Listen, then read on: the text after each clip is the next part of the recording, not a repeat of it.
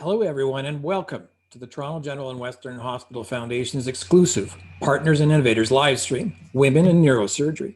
I'm Christian Cote, host of the University Health Network podcast, Behind the Breakthrough, and we're so glad you could join us. We hope you're staying safe and well and taking care of each other as we weather the challenging COVID-19 pandemic. Now, it's well known your generosity is what fuels the groundbreaking research and outstanding care at UHN, and that, according to Newsweek magazine, makes us one of the top 10 hospitals in the world 2 years running. So today we want to take you behind those headlines and bring you closer to two trailblazing UHN clinician scientists who leverage your dollars to generate pioneering research that's transforming the lives of patients.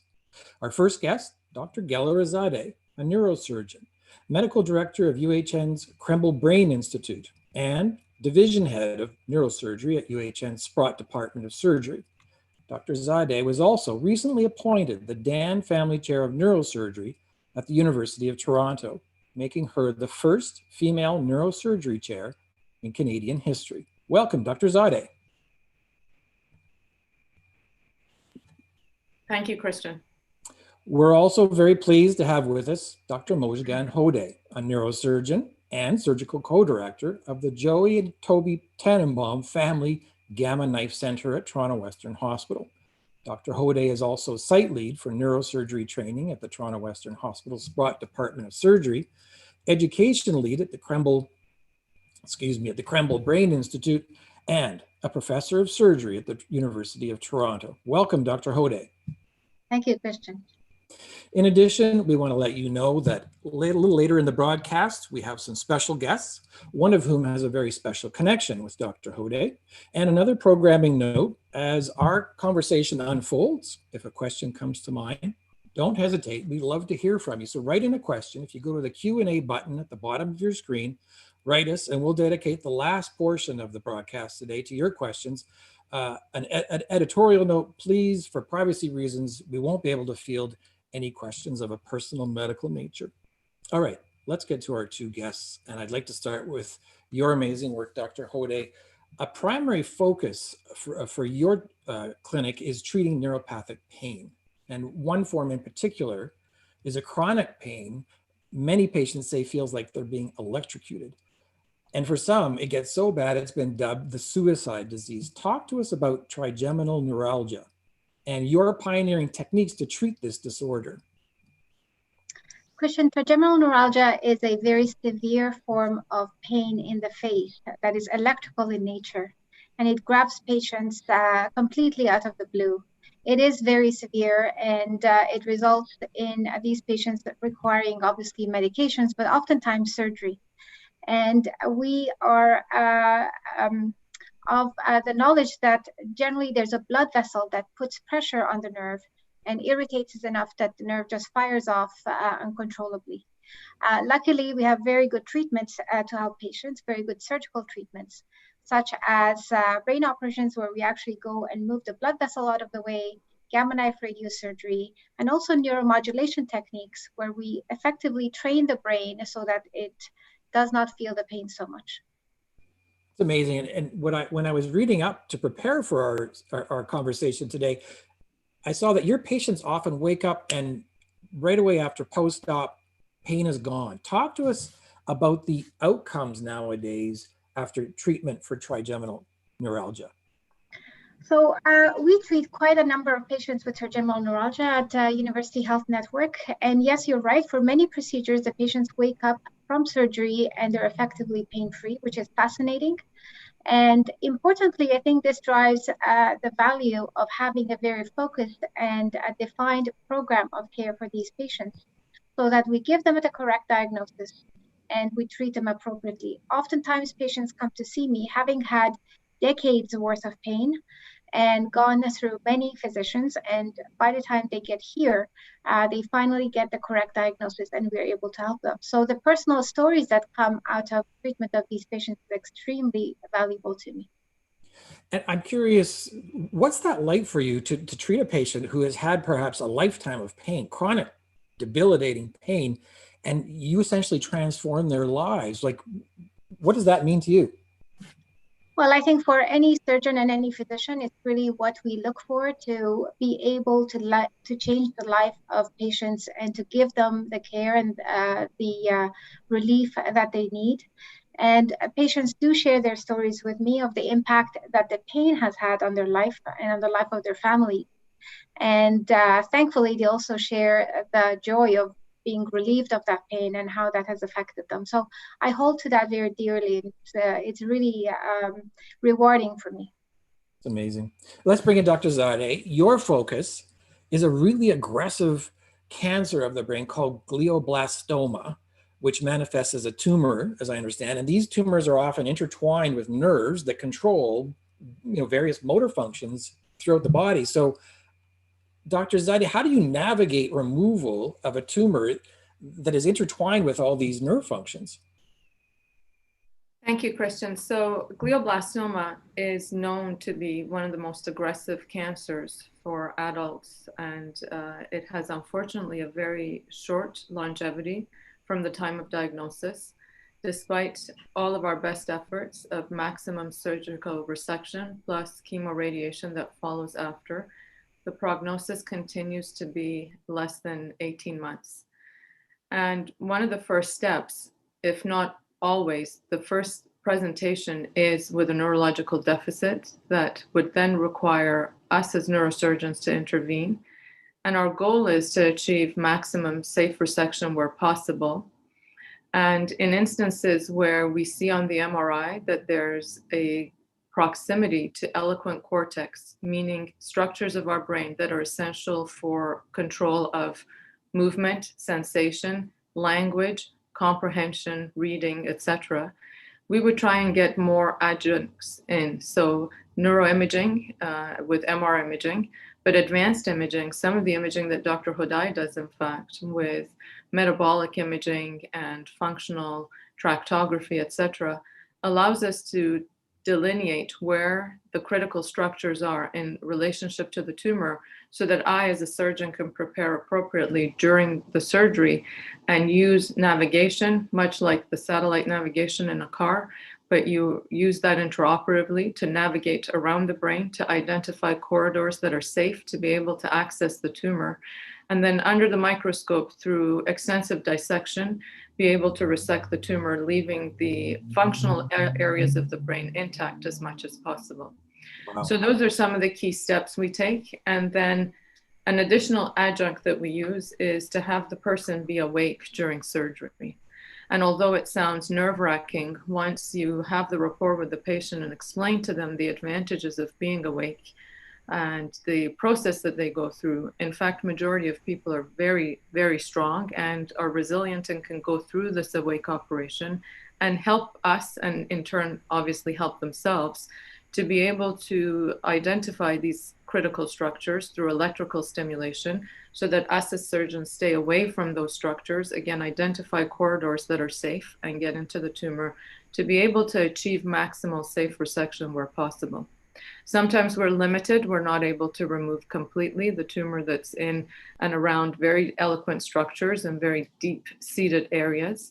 But the first step is to try and achieve maximum safe resection. And some of the steps I told you is where we are able to actually achieve more and more extent of resection that's closer to 100%. And talk to us about what are the outcomes now for patients with glioblastoma? So as I mentioned, the overall prognosis, unfortunately, is not very good. I'm quite active in our Society of Neuro-Oncology. In fact, I'm the president this year and next year. So I'm very familiar with all of the cutting edge research that comes to the society through international research laboratories, translational research, basic science research. It's one of the cancers that really continues to evade us, and identifying a therapeutic advantage is very difficult. In fact, this morning, our Alan Hudson visiting professor was the head of neurosurgery at Harvard, and he presented to us outcomes for viral therapeutics. So we as surgeons are able to deliver viral therapeutics into the tumor at the time of surgery. And one of the first clinical trials with viral therapy, and he made note of that, is done by myself here at Toronto Western We've had great results from a phase 2 trial, and we would like to move to a phase 3. And I just want to stop and pause here to say that I'm grateful. The reason we're able to have done this phase 2 trial as one of the leading centers internationally is through philanthropic support and support of the research that we do, because identifying funding for this type of research through typical peer-reviewed channels is very challenging. And so one of the areas that we've been able to be quite impactful is to demonstrate that delivery of viruses can in fact prolong survival. I mentioned that at the start, glioblastoma have typically a survival of less than 18 months. And on our trial currently, we have individuals who have lived past 36 months. So that to us is very promising results. And I do think the future will be in viral intratumoral delivery combined with immunotherapy. And hopefully we will see an impact in this outcome, the outcome for this type of tumor. That's great to hear. Let's bring in Dr. Hodaie and her research, because I know, Dr. Hodaie, one of your primary areas of study is how pain affects the whole central nervous system. And I understand you recently made the discovery of a way to image the brain that shows how it changes due to pain. Can you walk us through that? That's correct. So my research involves the field of advanced brain imaging. And what we do is we're interested in taking the typically MRIs of patients and tease them to their smallest details so that we are able to effectively find signatures that pain leaves either on the nerve or on the brain gray matter or white matter, and then use this information to draw metrics that help us, for instance, predict whether a patient would be better from surgery and even provide prognostic value to patients. So this is rather intricate work. The MRIs are post-processed quite a lot, so there's a fair amount of research that goes into finding the best tools for us to image the brain. But really, the field of advanced brain imaging is now extending well beyond the conventional gray-white MRIs that we used to have into one that gives us a huge amount of information with new types of sequences, new types of processing.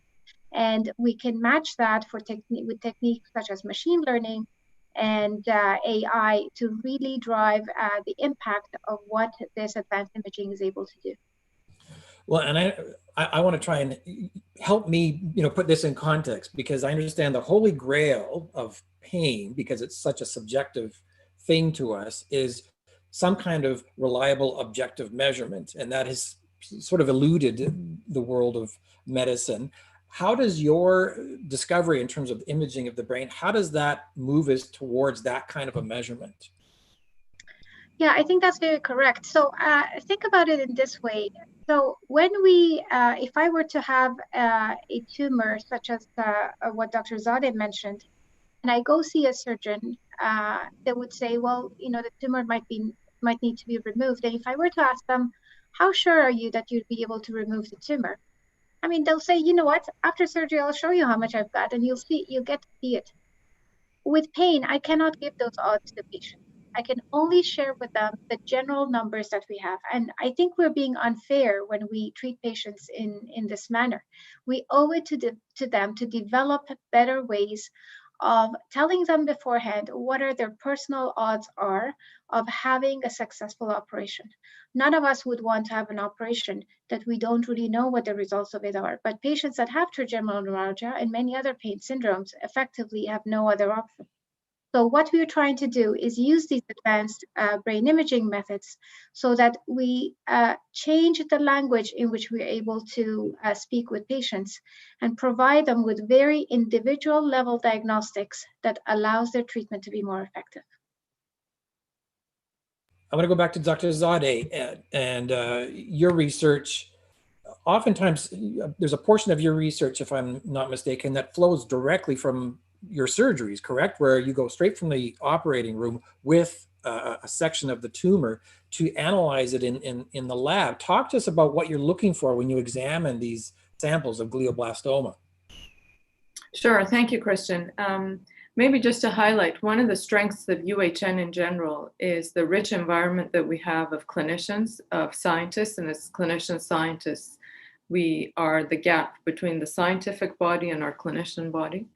And it's ripe and rich an environment to be able to bring all sorts of innovation, cutting edge technology, R&D that's being done in the scientific area to the clinical practice. So truly a pipeline for translational research.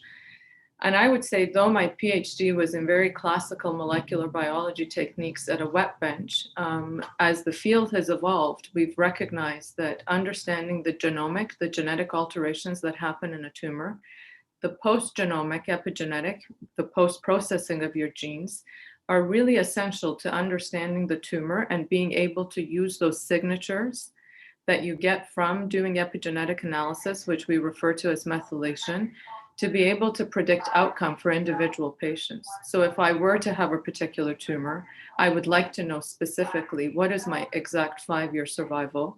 Currently, we give you a generic number, but results of the research that we've done in the lab allows us to be able to put in factors that are specific to me as an individual and calculate your specific 5-year recurrence rate.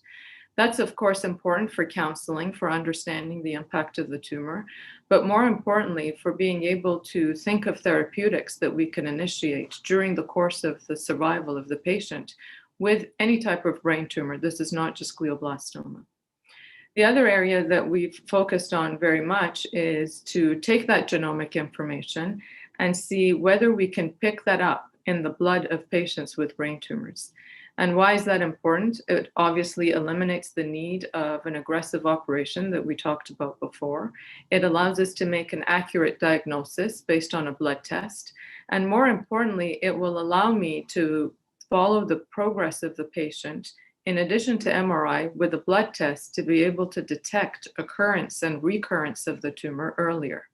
And so if you had to dream, you could get to a place where a simple blood test will actually give you an estimated risk of whether you are prone to developing a brain tumor.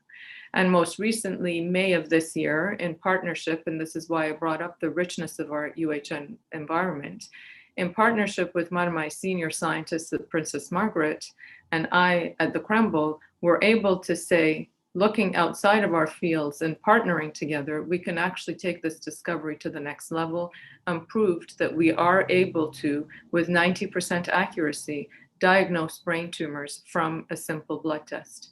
This will transform how we manage patients, and we're in the process of looking at the value of using this blood test to detect whether a recurrence is happening earlier than what you could see on an MRI, and use that to guide our therapeutic decision making. So those I would say are the biggest highlights for what we're working on in the lab. But you're absolutely correct. I do take advantage of the opportunity of having access to tumor tissue to do molecular analysis to understand what is it that drives the growth of it, the recurrence of it, and its ability to evade response to treatment, because that's actually where our biggest challenge is. And identify targets, identify pathways that the tumor uses to avoid response to treatment and be able to actually change that in a tumor. And we should mention or put into perspective here that blood test, that if that's successful in terms of diagnosing glioblastoma, that does away with an invasive biopsy. You're not. Yes, absolutely. Yeah. So not only can we diagnose the glioblastoma with 90% accuracy, with an even higher precision, I would be able to detect the molecular signature of that tumor. That's actually where the transformation in care will come from. Because if I see a lesion where Dr. Hodaie's imaging will tell me that it sits in an extremely eloquent area, but I'm reassured by the fact that the genetic composition of the tumor is not very aggressive, I will shy away from surgery to avoid a deficit for that individual and monitor them. And also the reverse, if it tells me that it's a very aggressive tumor, then through counseling of the patient, we will proceed with maximal safe resection, but then it gives us more sophistication to make these decisions. And this really will change how we view management of brain tumors. And I have to say, I do give full credit to our institution for having a partner such as Daniel de Carvalho to be able to make this happen in our neuro-oncology world. It's really fascinating. All right, listen, I want to take a break from our conversation for a second because we mentioned at the outset we'd be joined by some special guests, one of whom is well known to our Partners and Innovators audience. He is UHN's medical eminence Grease, Dr. Michael Baker, a former physician in chief at UHN, whose research has been, instrumental in helping our understanding of leukemia and other cancers. Dr. Baker is a professor of medicine at the University of Toronto, a member of the Order of Canada, and to me, one of his most admirable qualities is this man walks to work and takes the TTC every day. Over to you, Dr. Baker. Thank you, Christian. Although I confess I took a bike share to work this morning, so it's not necessarily consistent. I have a story of a miracle, and I'm going to start by saying I was sitting in my office 2 years ago or so. I got a communication from British Columbia because Ann Wilson, who's been in my practice, had injured her neck or her shoulder or something playing baseball, and said, come on in. And a couple of days later, she came to my office, by which time she could barely stand up from sitting in a chair and had weakness in both arms, in a very frightening story to any physician. And we whisked her over to the Toronto Western Hospital emergency room just a couple of days after she'd had this story of the injury, notified everybody in sight, the emergency doctors, the neurology, and so on. And by the later that evening, when I went over to visit, she was barely able to move her arms or legs at all and getting intravenous dexamethasones, so on. Ann Wilson is very kindly agreed to be with us today. And can I ask you, what was that like? What was going through your mind when all of that horror was happening to you? Don't forget to unmute.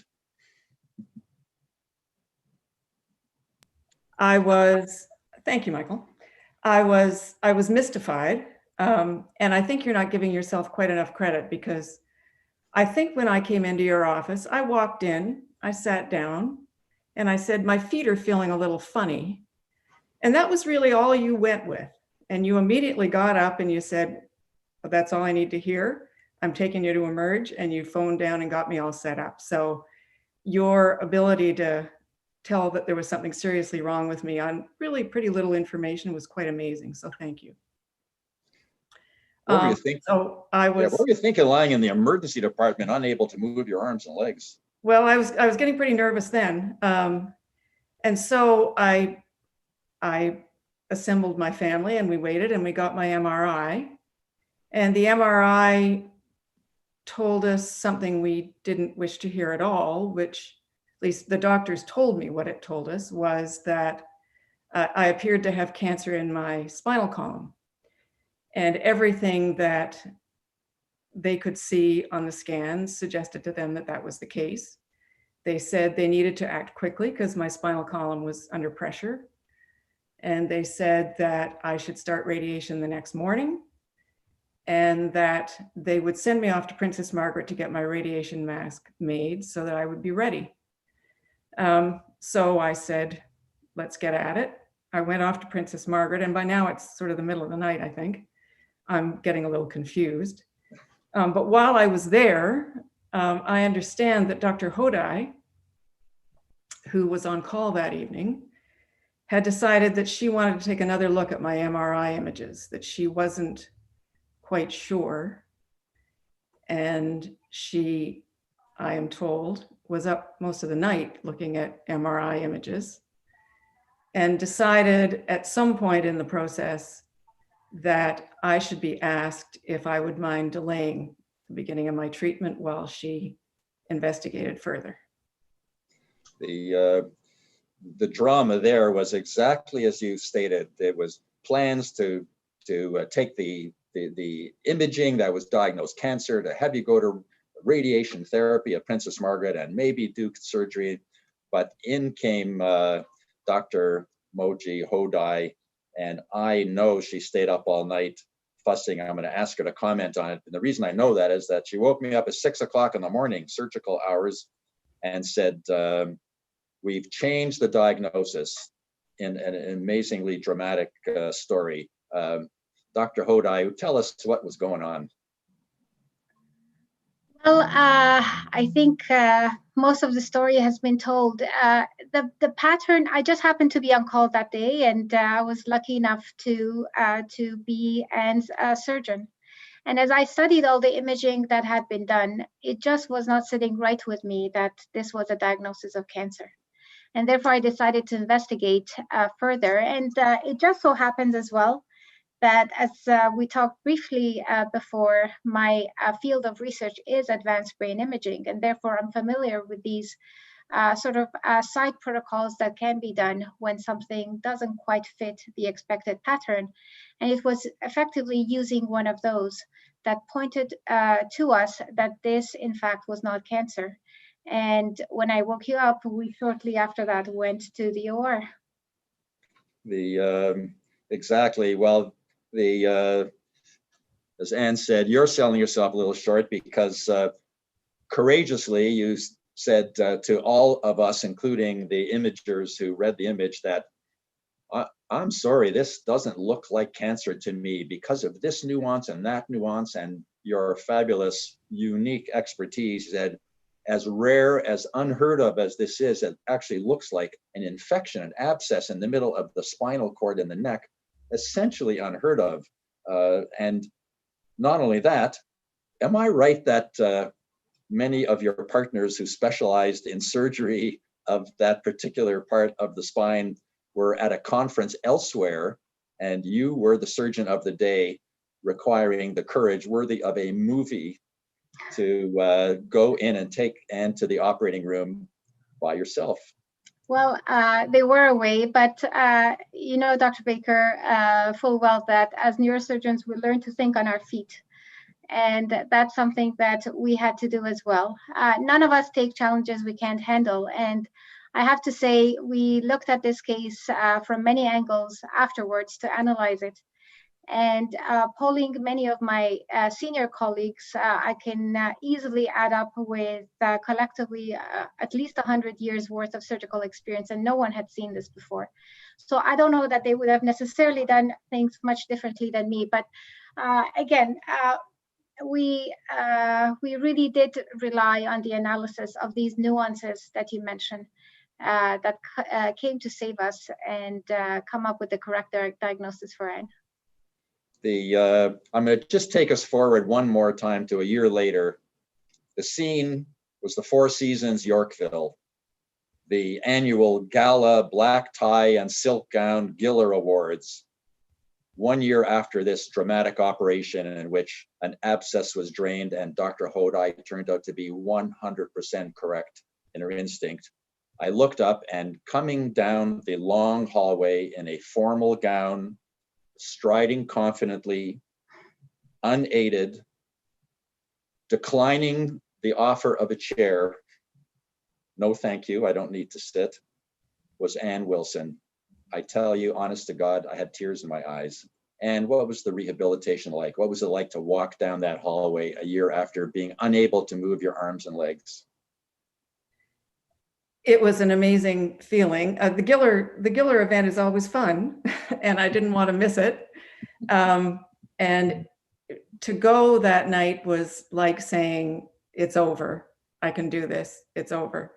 But it was a long climb back. I'd been through a lot of therapy. I was in the rehab hospital for 3 months, learning how to walk again. So it was the culmination of a very, very long journey and quite an adventure. But I would say that through it all, when I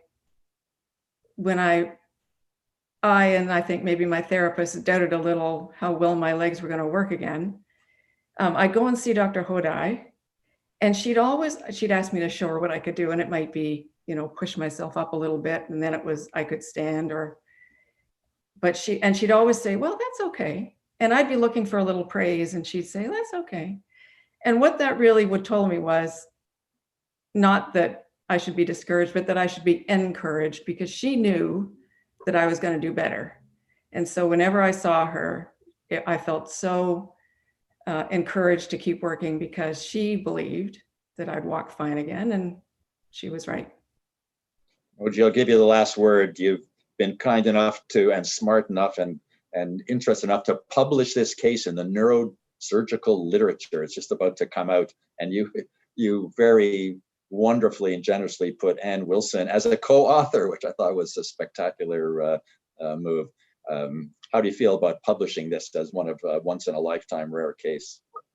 Well, it is a case from which we can learn. There's no doubt about that. And I think this experience, as rare and as unique as it is, I hope that it does not happen to anyone else and the diagnosis does not get missed. Because had we, and I am so thankful that that never happened, but had we missed that diagnosis, we really would have had a disaster on our hands. So if we can help avoid that for someone else, really, what else can we ask for?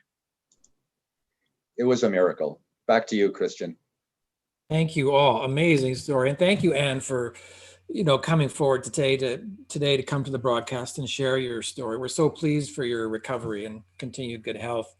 A quick reminder to everyone out there, if a question comes to mind as you're watching, please write in. Just click on the Q&A button at the bottom of your screen. And keep in mind, for privacy reasons, we won't be able to field anything of a personal medical nature.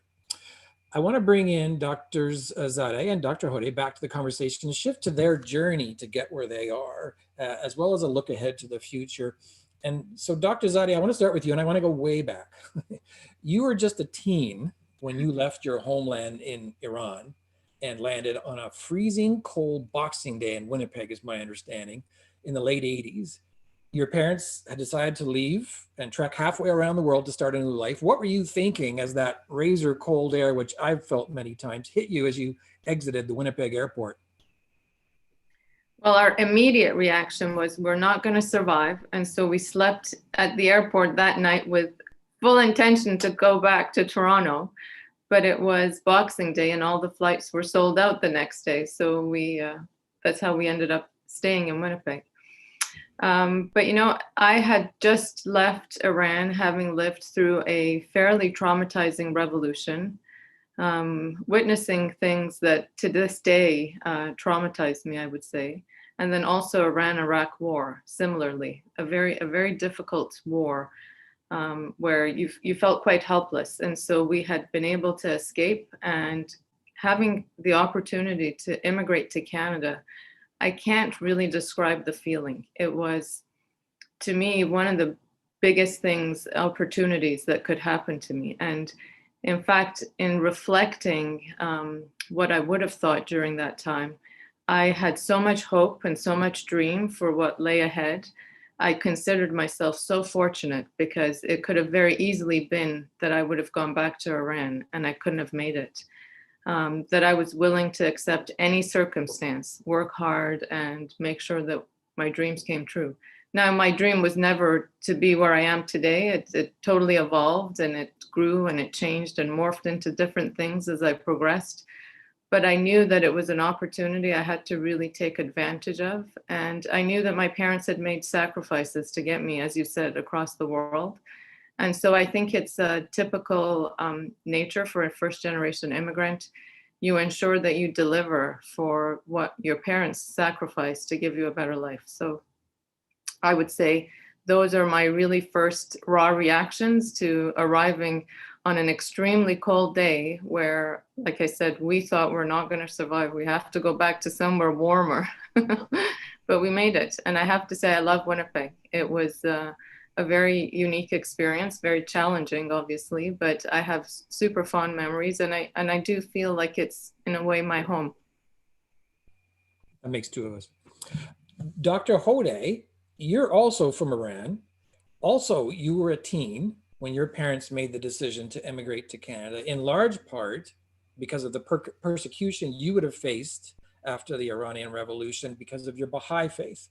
So your parents' decision to leave everything behind and come to this country to start over, how does that shape you today? Well, I think I'll echo the fact that I'm extremely grateful to this country and the people of Canada, the government of Canada, for really allowing this framework to occur. And for me personally, it really highlights the concept of social justice and how much we as as the opportunities that we've had and as the people as we are, take on the responsibility to ensure that there is social justice locally, nationally, and internationally. And that's something that I've really tried to reflect in my career as well. I mean, both these stories, and the irony or the coincidence of the fact that both of you come from Iran and both of you end up being neurosurgeons is quite fascinating. Dr. Hodaie, I know for you, international education is very important, teaching the techniques you've learned to students and doctors in third world countries, and also in Iran, where people of the Baha'i faith continue to be banned from post-secondary education. You dedicate your knowledge to teaching at what I understand is an online underground university? That is correct, Christian. So there is many people around the world that do not have the same opportunities that we do. A group that falls in that category are the Baha'is in Iran, where they don't have the opportunity for postgraduate education. So myself, as well as many others around the world, Baha'i and non-Baha'i, dedicate their time to fulfill the role of what is called an affiliated global faculty, and provide opportunities for education, which is effectively a human right and should be a protected human right. In addition to that, I work in the area of global neurosurgery, trying to ensure that many places around the world, low-income countries, where the burden of neurosurgical disease is actually quite great, and the number of surgeons that are available is quite small, that they are stronger and they're able to manage the challenges that their own society provides them. So by linking through a variety of programs that are virtual, and in fact, I started one of the first online programs of delivery of education to neurosurgeons about 10 years ago. By starting these programs, we try to deliver the necessary structured curriculum that our residents have and many other residency programs do not have. And in this light, we make their own programs by their own standards much stronger, and we partner with them so that we form effectively an international web of neurosurgeons that interact and learn from each other and learn to apply those skills to their own settings. Dr. Zadeh, let's stick with the theme of education right here in Canada and the barriers with regards to the number of women practicing neurosurgery. I read recently that of the 300 plus neurosurgeons in this country, just 11% are women. So you're now chair of neurosurgery at the University of Toronto. That puts you in a very unique position to influence that inequity. How do you go about addressing that? Thanks, Christian. That's an excellent point. I think in general, when you look at issues of diversity and equity, the common theme is that people tend to not consider themselves in specific roles and positions because they don't have mentors and role models. And I think if you look at the period where Dr. Hodaie and I went into neurosurgery, in fact, the percentage who were women were less than 5%. And so identifying role models and mentors is essential and important. And I think just by the very fact that we are in the positions and roles that we have been able to secure over the years through working in an environment, again, such as University of Toronto, UHN, it makes a statement. And the statement is that it is possible, and it may not be in a traditional manner in which you would pursue this career path, or it may not be in the traditional manner that you execute and deliver on it, but it's the manner that you feel is important and relevant, and you can make a difference to your field.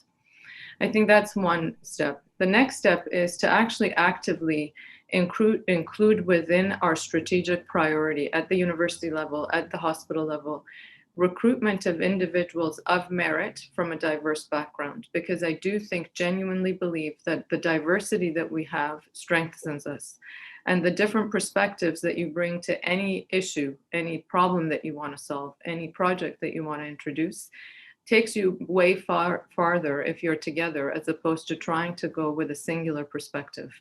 And so building within your strategy priorities to recruit from a varied background, a diverse background, is really very important.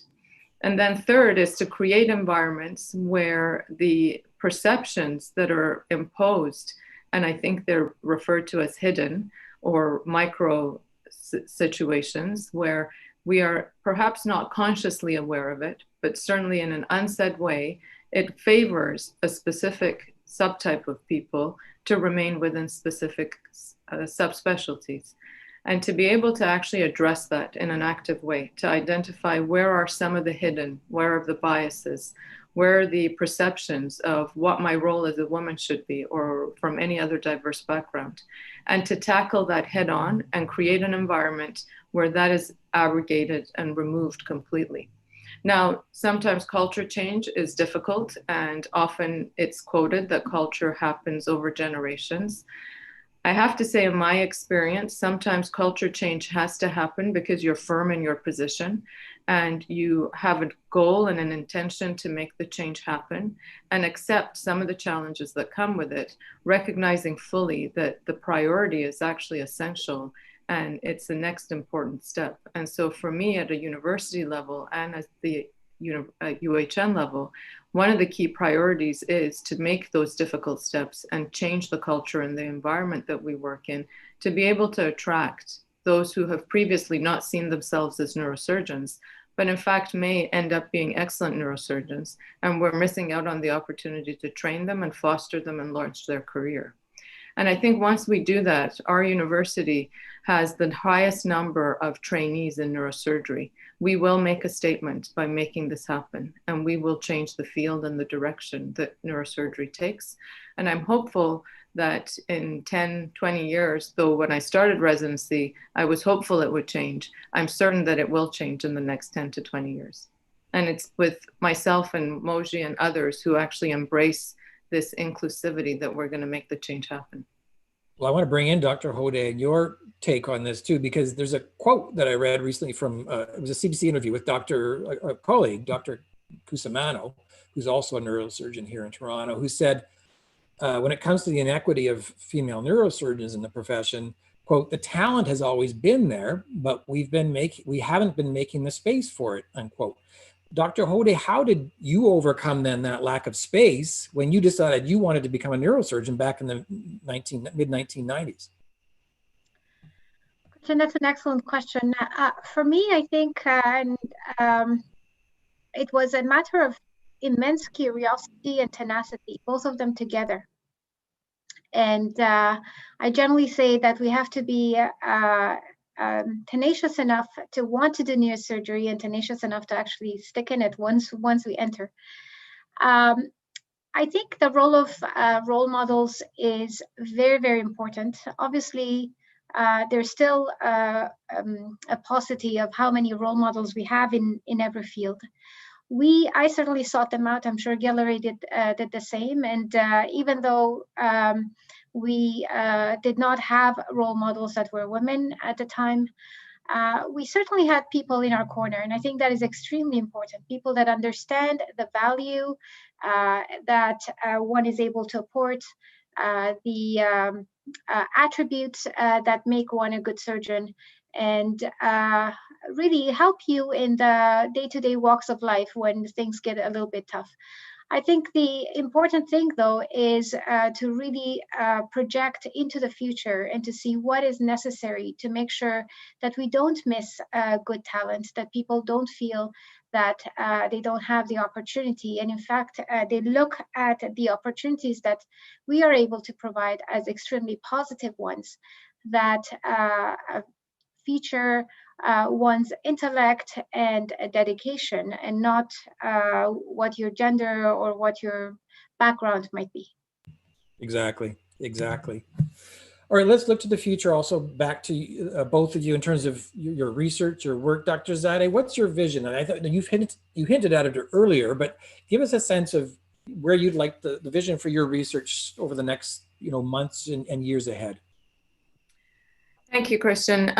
My research has three arms. There's three different tumor types. One, which is glioblastoma that you mentioned. The other is very strongly actually meningiomas. It's a skull-based type tumor that typically receives very little research interest and focus because it's so rare, difficult to secure funding. And then the other part is neurofibromatosis, so a genetic condition that predisposes you to multiple brain, nerve, and spine tumors. And for all three of them, I would say the most cutting edge is what I mentioned, the epigenetic methylation analysis of the tumors to look at the tumor signature and what's in the blood, and learn from that as to how best you can use the blood tests to follow individuals' progress. And the other area that I would mention, which I alluded to earlier, is really through the support to be able to launch and complete the viral therapeutics for glioblastoma. The results were very promising. We had one of two of the late-breaking abstracts of the Society of Neuro-Oncology meeting that just happened a couple of weekends ago. So that's something that I'd really like to take to the next level, place us on the map for bringing a new therapeutic to glioblastoma, and really advance what we see for outcomes for our patients, most importantly. Thank you for the opportunity. Sorry to cut you off there. Dr. Hodaie, what are your priorities in terms of research going forward? Christian, as I mentioned to you, my field of work is in the area of advanced brain imaging. The advancements that we see in the area of brain imaging are not alone. There's advancements in many other fields. For instance, there are now opportunities to diagnose and find attributes that relate to neuropathic pain with just a sample of one's saliva. So the whole field of advanced diagnostics, looking at advanced brain imaging, looking at biospecimens, and looking as well at the interface with technology, with AI and machine learning, and putting all these three together really drives the field forward, not only for neuropathic pain, but for many other conditions. So this is what my goal has been, and we've collaborated with a number of entities, for instance, the Vector Institute, which is a key AI hub here in Toronto. And in this way, we want to match all of these different forms of advanced diagnostics and drive the field forward in that way, with the unique goal of having personalized medicine, so that when a patient comes to us with a difficult condition, we are able to use these techniques and give them the right treatment for that right person. Amazing. All right. I want to wrap up my Q&A portion of this broadcast with something for both of you to reflect on, is the importance of philanthropy. I know you've hinted at it a bit, but give our audience a sense of what role it plays in leveraging your work and advancing your work. Dr. Hodaie, why don't we start with you? Well, philanthropy really is crucial to the type of work that we do, because a lot of the things that we do here at UHN, myself and Dr. Zadeh as well, are very novel. And in their novelty and in the fact that they have not quite been tested before, it's difficult to secure peer review funding. And it's this very initial stage of a really cutting edge research that we need the philanthropy to drive these studies and get them off the ground. And there's been so much that I have done in terms of, for example, driving the whole field of advanced brain imaging and trigeminal neuralgia that has benefited from the philanthropy of donors that recognize the importance of these conditions and recognize the value that they provide when we do this research. Dr. Zadeh? Thank you, Christian. I would add to Dr. Hodaie's comments that it's not just true for us at UHN, it's true for any academic center of our size across North America, and anywhere I've visited or interviewed, it holds true. In order for us to do the avant-garde, to do the cutting edge that has impact associated with creative research, you really need partnership with supporters, with our philanthropic partners and grateful patients. And more importantly, it provides an opportunity to explore areas that can transform care.